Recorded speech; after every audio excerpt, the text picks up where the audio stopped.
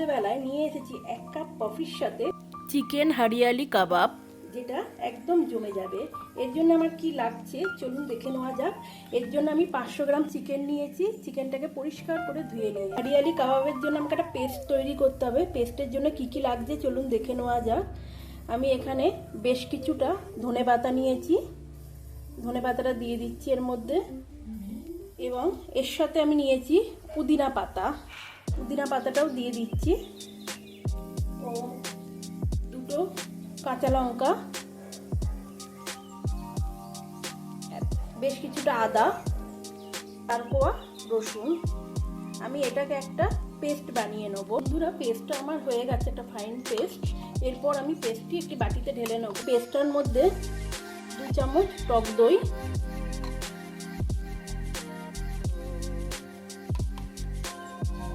এরপর হচ্ছে রোস্ট করা জিরে, ধনে ও লঙ্কা বাটা। এটা আমার রোস্ট করাই বাড়িতেই থাকে, 1 চামচ,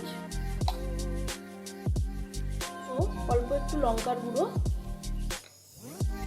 পাতি লেবুর রস দিয়ে দিলাম। মশলাটাকে আমি ভালো করে মিশিয়ে নেব।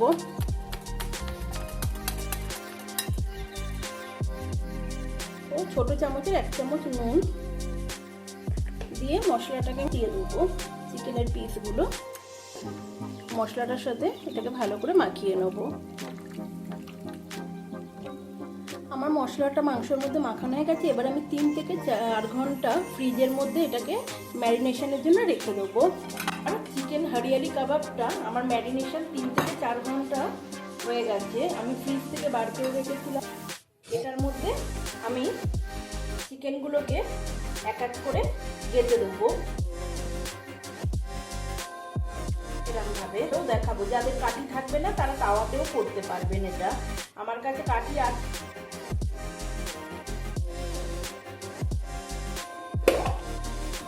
আমি তাওয়াতে কিছুটা বাটার দিয়ে দিলাম।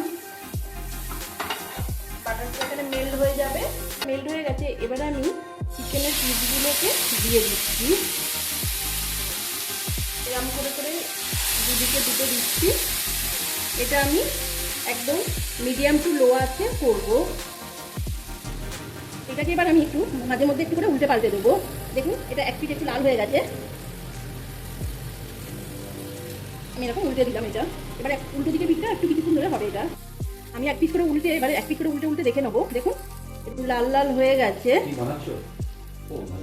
আমি হ্যাঁ হ্যাঁ, এই তো জমে যাবে রাত থেকে। হ্যাঁ, Friday right, kebab, kebab with coffee. হ্যাঁ, কফিটা করব। কাবাবটা হয়ে গেল, কফিটা করব।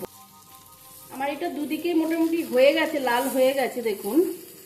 এবারে আমি এটাকে নামিয়ে নিচ্ছি প্লেটে, নামিয়ে নিচ্ছি স্টিকটাকে। এরপর আমি, যাদের বাড়িতে মনে করুন স্টিক নেই, স্টিক ছাড়া এটা তাওয়াতেও হবে, তখন আমি তাওয়ার মধ্যে আবার একটু বাটার দিয়ে দেবো। বাটারটা মেল্ট হয়ে গেলে একটা একটা করে এরকম ভাবে তাওয়াতেও দিয়ে দেবো একটা করে পিস।